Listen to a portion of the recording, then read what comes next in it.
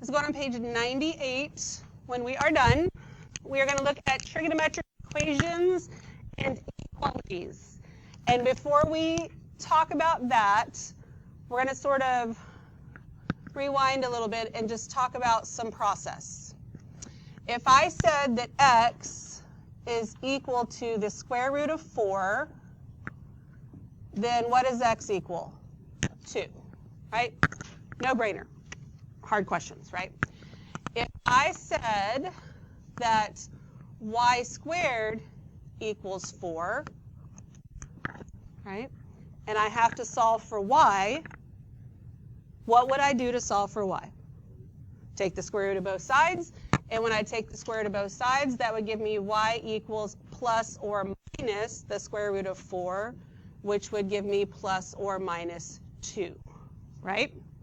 Because when you are solving, if you introduce the square root, you have to put that plus or minus.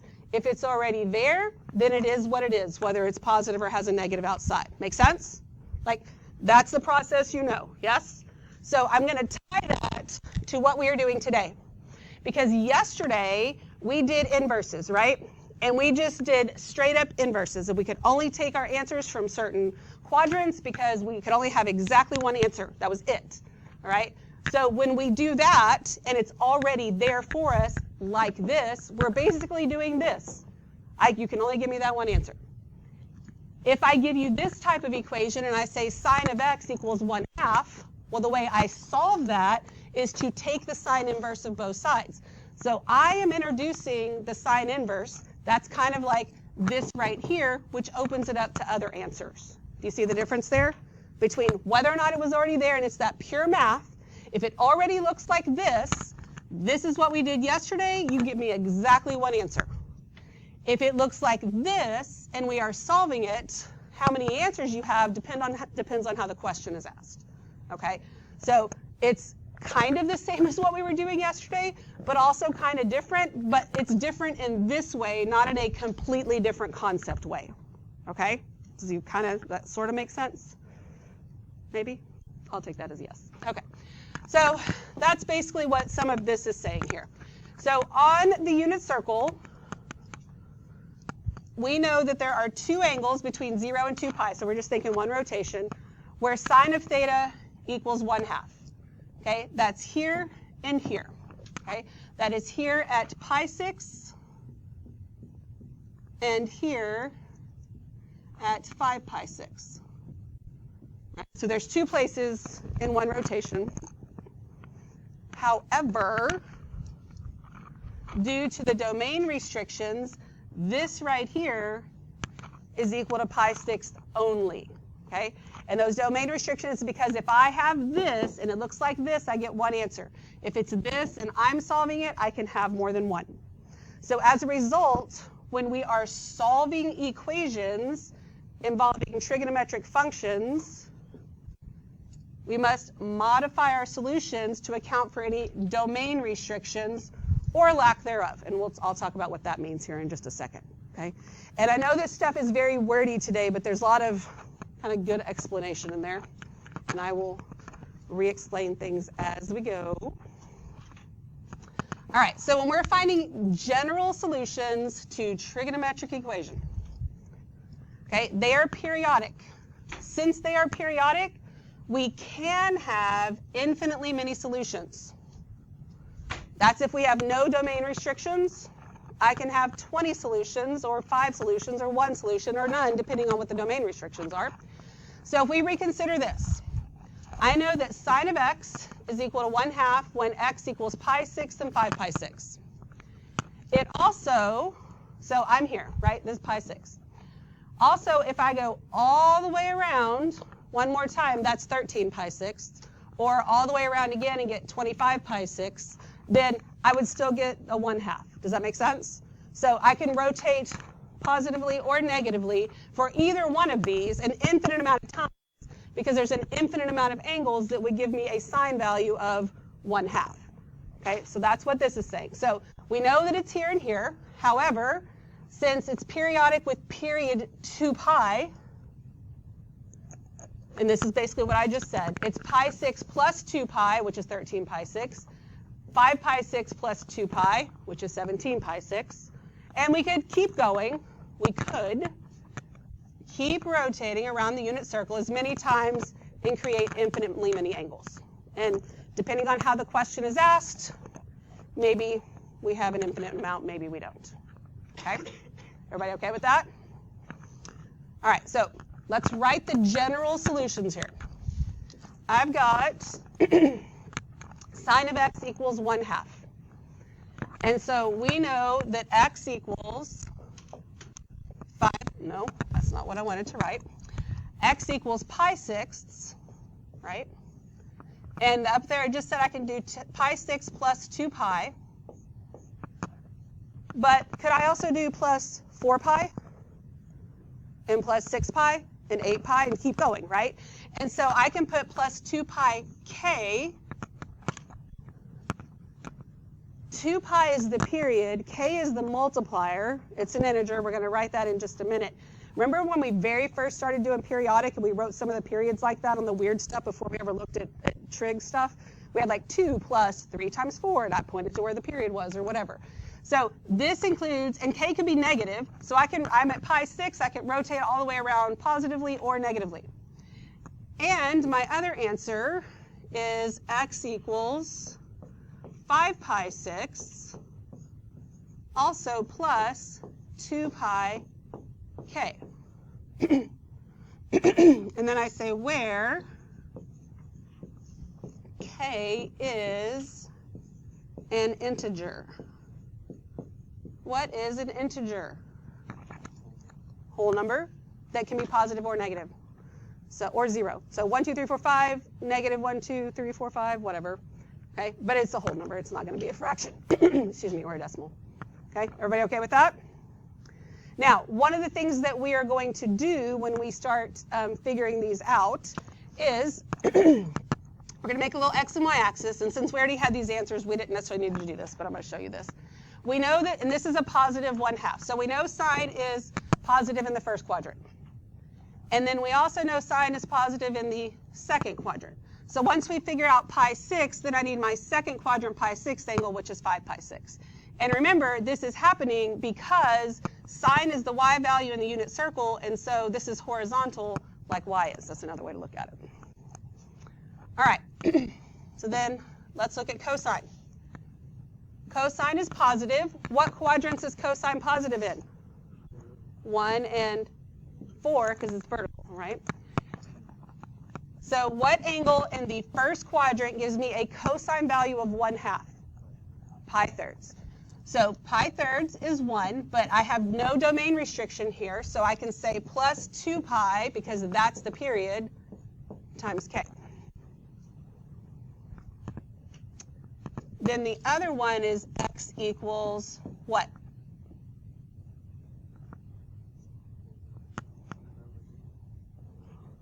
Fourth quadrant pi thirds angle. This is 6 pi thirds, right? So I back up 1 and it is 5 pi thirds plus 2 pi k, where k is an integer.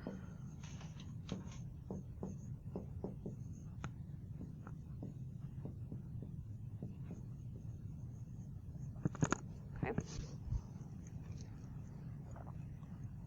We're not going to have to write where k is an integer on every single answer we ever give, just in these boxes right here, and then it's kind of understood after that. Okay, tangent. Tangent is positive in which two quadrants? 1 and 3. It's diagonal because tangent is the slope of the line, right? So in the first quadrant, what angle gives me a tangent value of 1?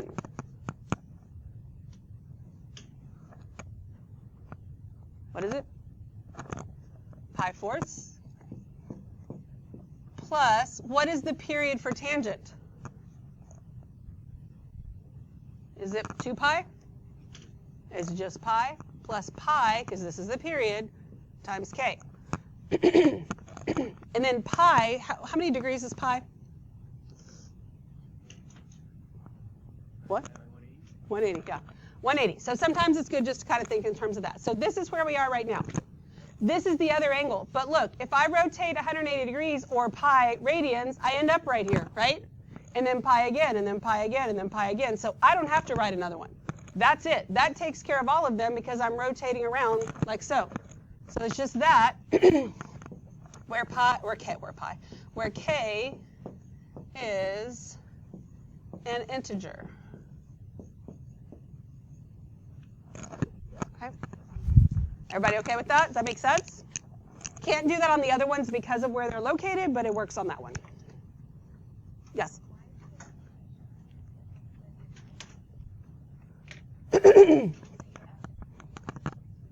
Because this includes every single angle that exists. If I just put pi fourths, that is one angle.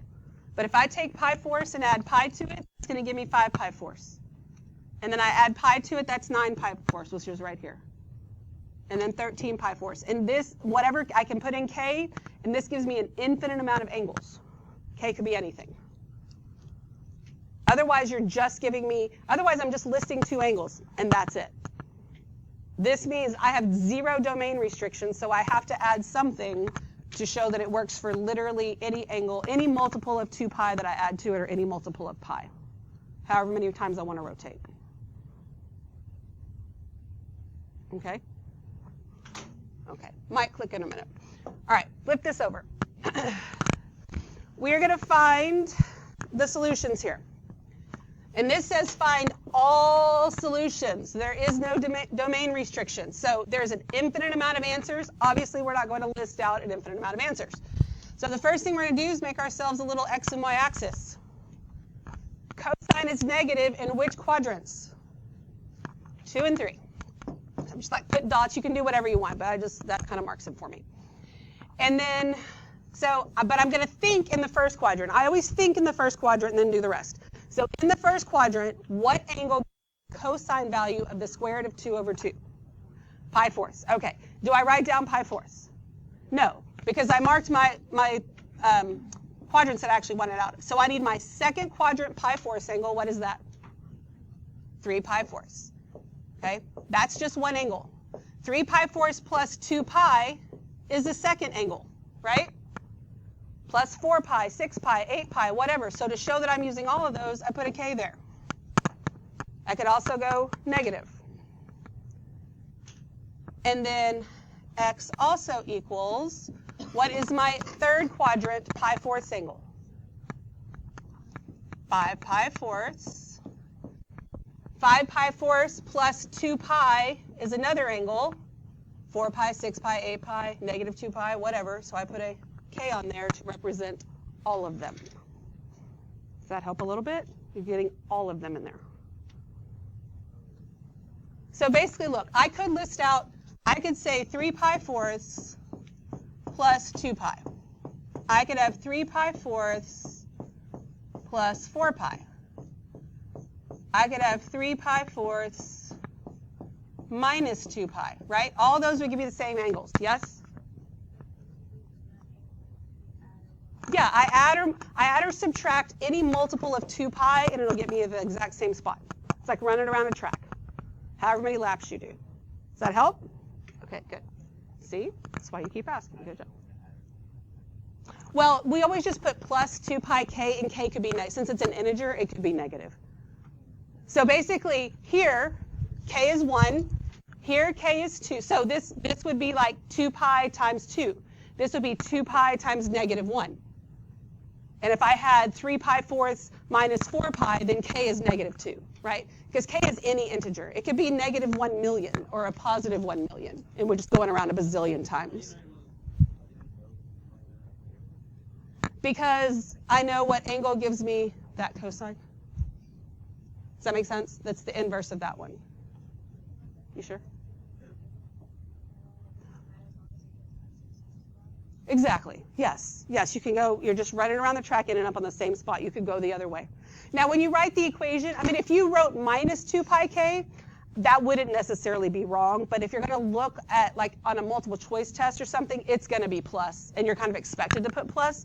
But again, it's not wrong. Yeah. Well, the reason it is 2 pi here is because that is the period for the parent function of cosine. If it was tangent, which we'll get to, it's not 2 pi, it's pi. The other thing is this. On tangent, remember, I didn't have to do both of the angles, but if I did do this one, just because I've been doing 2 on all of them, and I put, so what's my third quadrant pi fourths angle? 5 pi fourths. So if I did 5 pi fourths plus pi times k also, it wouldn't be wrong. I didn't need it, it's just extra information, and as long as I do it correctly, I'm fine. So if you forget and you do both of them, it's not wrong, you just don't need to. Does that make sense? Keep your hands to yourself. Okay. We good so far? Those are good questions.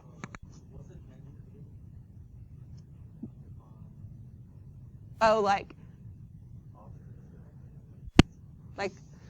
we're here. You're asking me this? Okay. Undefined, square root of 3, 1, square root of 3 over 3, 0. You are one really overwhelming third wheel. You are one really overwhelming third wheel. Or, the way I think about it is, first of all, with tangent, remember it is the slope of the line. If we are here for tangent, the slope of that line is what? 0, so tangent is 0. What is the slope of this line? Well, yes, which means that it's undefined. So that one's undefined, right?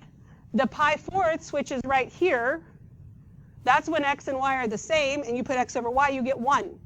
This is pi thirds, it's the square root of 3, has 1 3. Pi sixths, square root of 3 over 3, because it takes 2 3s to get a 6. So whatever makes the most sense to you to remember, but you got to know them. That's why we've been working on them since before we started Unit 3, because you have to know these values or you can't do this stuff.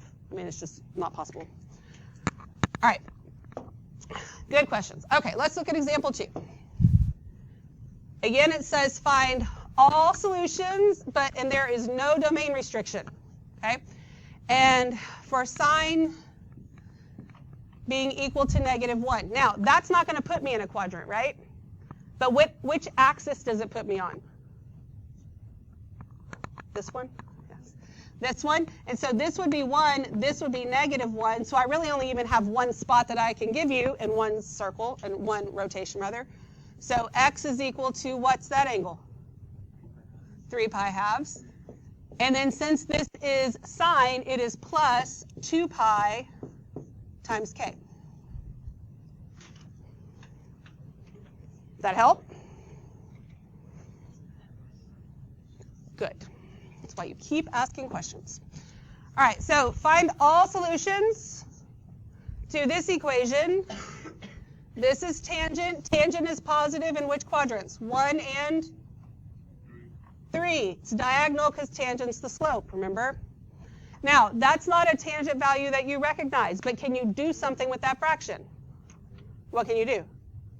Rationalize the denominator, right? Even if you don't know what it's called, you can do it. What does this become?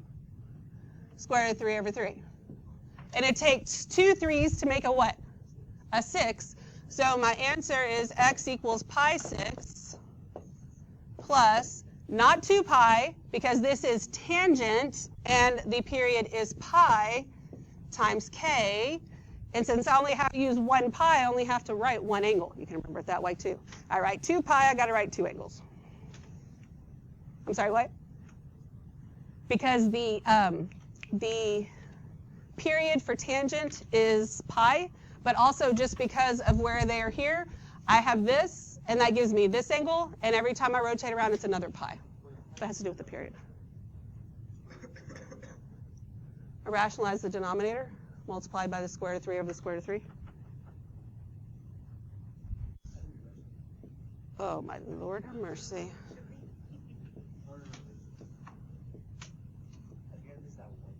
That one day, the multiple days you did it in geometry, the millions of days you did it in algebra 2, the millions of days we've done it in here. Oh my gosh, you missed all those days. You must have been absent so much. Okay, square root of 3 over 3. Well, guys, you got to remember this stuff. You have a big test coming up called the AP test. It's going to have all this stuff on it.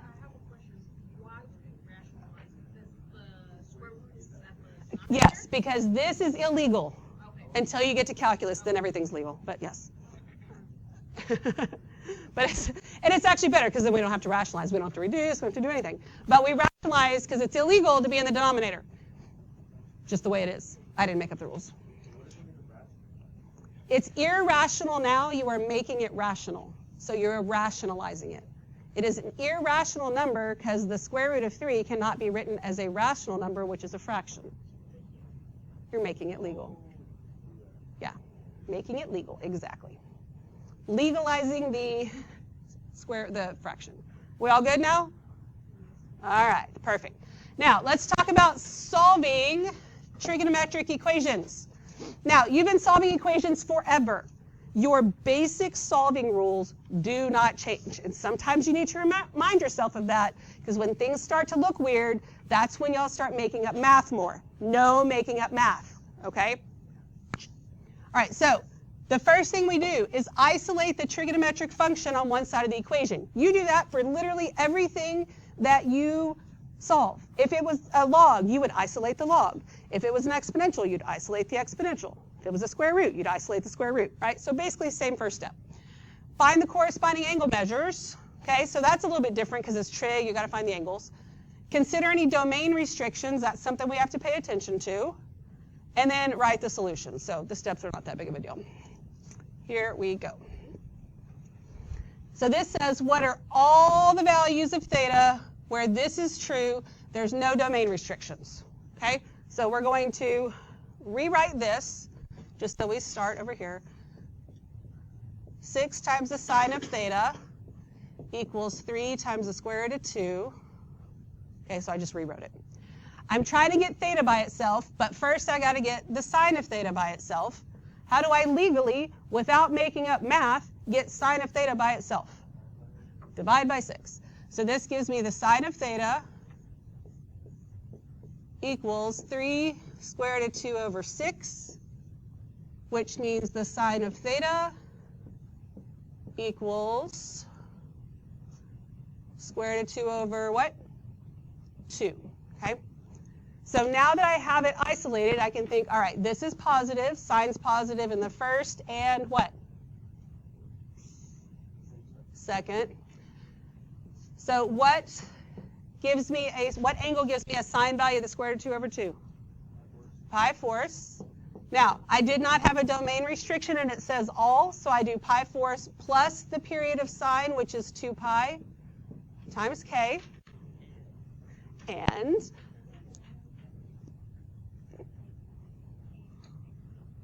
k. It needs to be k, yes.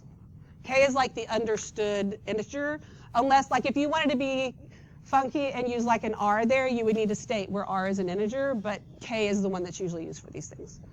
All right, and then what's my other angle? 3 pi fourths plus 2 pi k. Everybody good? Okie dokie. Oh. All right. So I have f of x, g of x. In the xy plane, what are the x coordinates of the points of intersection of the graph? And then I have a domain restriction. I'm only going from 0 to 2 pi. Can I include 0? Yes. Can I include 2 pi? No. Sometimes you can include both. Sometimes you can include neither one of them, so make sure you pay attention to the little thingies, okay? All right, what do I do to figure out where they intersect? Set them equal to each other. So 3 plus 2 cosine x equals 2. Now, we're solving an equation like any other basic equation. What's my first step? Minus 3. So 2 times the cosine of x equals -1. So then I divide and I get cosine of x is equal to -1/2. All right, so this is cosine. It's negative. What quadrants is cosine negative in? 2 and 3, right? So in the first quadrant, what angle gives me a cosine value of 1/2? Pi thirds, okay? So that's here. I don't want that one. What's my second quadrant pi thirds angle? 2 pi thirds. Okay, and then what is my third quadrant pi thirds angle? 4 pi thirds. Should I have put plus 2 pi k on here? Yes, no, yes. No. It doesn't include 2 pi, and I can't go any more than that, right? Like, that is it. From 0 to 2 pi, that is one rotation around. It's not an infinite amount that I'm using there. Yes? We good? So that's just it. My 2 answers. That's all I got. We good with that? Yes? I don't, because look at the difference here. This was all of them, and I had no domain restriction. Here, I have a domain restriction. This, I can go around the circle an infinite amount of times. I got an infinite amount of angles. Here, I only get to go around once, and the only numbers you can get, if I added 2 pi to this, it wouldn't be between 0 and 2 pi. We good with that? Yeah? Okay. This is also going on page 98 when we're done, okay? Lots of words here, but again, it's to help us understand what all is going on here. Okay, so when we want to square trigonometric functions or raise to any exponent, we need to be very clear on what we are doing. So if we wanted to square the variable x, the notation is very straightforward. We write x squared, right? You can do that, yes? All right, but trig functions can create a bit of an issue if we are not careful. If we want to square the expression sine of x, we must be careful to clearly communicate our intentions. If we write sine of x squared, like so, we are only squaring the variable x. That's not sine of x squared, that's sine of x squared. Does that make sense? Those are different. That's like writing 3x squared or 3x squared. Those are two completely different things, yes? So, and not the entire expression sine of x. So we fix that a couple of ways. We must include parentheses around the expression and write it like this. Okay? If you are squaring it in your work, that's one way to show that you are squaring it. You are likely to not see it like that most of the time because it says we also have notation that we can use which looks more like this. Now, remember, it can be to any exponent. We're mostly going to deal with squareds, especially right now. But if I did sine of x to the nth power, this would be sine, and then the little n goes right here, and x like that. For example, so if I do square sine of x, I would get sine, the little 2 is right here. That way you know you're squaring the entire thing. Okay? Does that make sense to you? But this means the exact same thing as this. Again, you're not going to see it as that most of the time. And then I also want you to think, if I had sine squared of pi 6, like this is how it works. You don't do anything different at first. What is the sine of pi 6? 1/2. And that is what we are squaring. That would give me 1/4. Like that's how it works like that. Okay? And right now we're not substituting stuff in, but it's basically the same thing. You do the inside out, just like anything else. Okay, so notation's important there. Now let's look at how we're going to solve these. We have this function. We want the zeros, and look, we have a domain restriction. Okay? The zeros, how do I find the zeros of something? Set it equal to 0, yeah. So 0 equals 3 minus 4 sine squared x. Now, you have something squared, you have a quadratic, even if it's with trig. So the first thing you always want to do is set it equal to 0, boom, done. And then you want to see if you can factor anything out. Otherwise, some of you start to make up math. I will explain that more in the next one. I cannot factor anything out. So since I cannot factor it out, I do have another way, since I only have these two terms. I can move, I'm going to move this over to the left since it's negative. So this is going to give me, I'm going to add it to both sides. 4 sine squared x equals 3. Then what would my next step be? Can I divide? I need to get sine squared by itself, so I'm going to divide by 4. I'm going to get sine squared x equals 3 over 4. And then just like anything else you have when you are solving, we're going to take the square root of both sides. This gives me sine of x on the left equals plus or minus. We just introduced the square root. It is a plus or minus. Taking the square root of a fraction is very easy. You take the square root of the numerator, which is just going to stay square root of 3, square root of the denominator, which is 2. I am now at the point where I can actually get angle measures, but I do have a domain restriction, so I'm only going from 0 to 2 pi, that's it. And I need sine to be positive and negative, so basically I'm going to have 4 answers, 1 from each quadrant. What angle gives me a sine value of the square root of 3 over 2? Pi thirds, very good.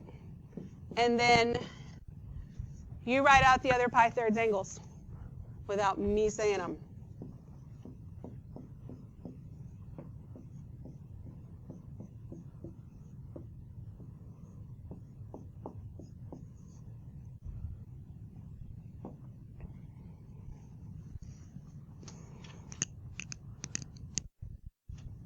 Any questions at all?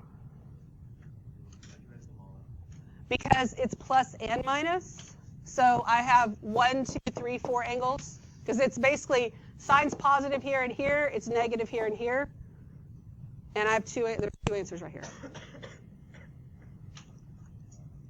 If it was just positive, I'd just do these 2. If it was just negative, I'd do these 2, but it's both. All 4 angles would satisfy the equation. We good? Okay. All right. So then all the values of theta, but we have a domain restriction again where this is true. So I'm going to first rewrite that. Cosine squared theta equals negative cosine theta. This has a square in it, so the first thing I should do is set it equal to 0. Here's where the bad math comes in.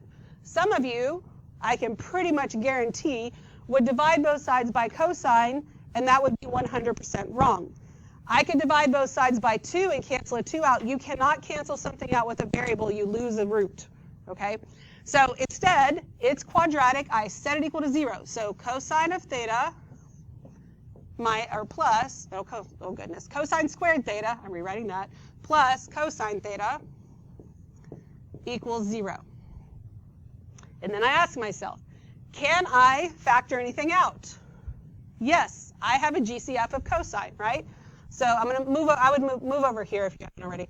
Cosine theta, I'm factoring out. That leaves me with cosine theta plus 1 equals 0. You just factored a trig equation, okay? Then, just like anything else you factor, we're going to use our zero product property. I'm going to have cosine theta equals 0 and cosine theta plus 1 equals 0. Okay? So, and then I look at them separately. This first one, this is when cosine equals 0. That is not in a quadrant, but which axis is that on? X or Y? Cosine 0 here and here? No. Cosine 0 here and here. So that means here, theta is equal to pi halves and 3 pi halves. Then I need to do this one. So this means that cosine theta is going to equal -1. What axis would that be on? X. Both sides? Just this one, right? So then theta equals pi. So then I have 3 answers. So theta equals pi halves, pi, 3 pi halves. Should you put them in order? Yes. Will it be wrong if you don't? No. If it's multiple choice, will they be in order? Most likely. Okay, it's just a good habit to get in. All right, what questions we got? All right, good deal. We got one more. So we have f of x, we have g of x. What are the x coordinates of the points of the intersection for this right here? And I got a restriction again. What do I do with these two equations?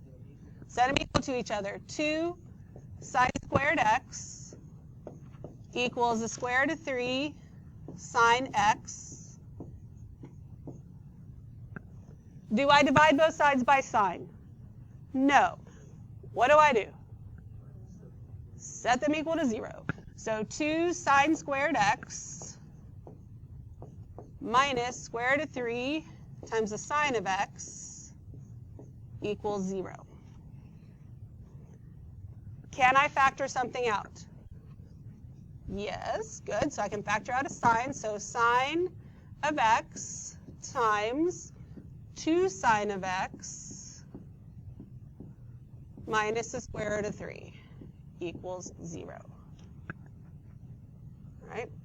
So then 0 product property, sine of x equals 0. And then over here, I'm actually going to skip a step. I mean, I'm setting this part equal to 0. I'm going to go ahead and move the square root of 3. So I get 2 sine of x equals 3. Oh, not 3, square root of 3. Just, because you can. Oh, I forgot to put equals 0 over here, though.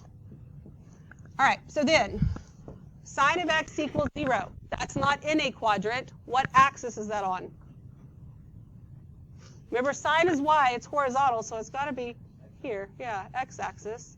So that means x is equal to 0. I get to use 0, pi, and then technically 2 pi, but I don't include it, so it's just 0 and pi. All right, then here, sine of x is equal to square root of 3 over 2. All right, sine is positive in the first and what? Second. Okay, so what's my first quadrant angle? Pi over 3. And then what's my second quadrant?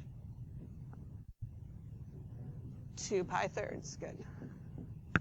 So my x values are 0, pi thirds,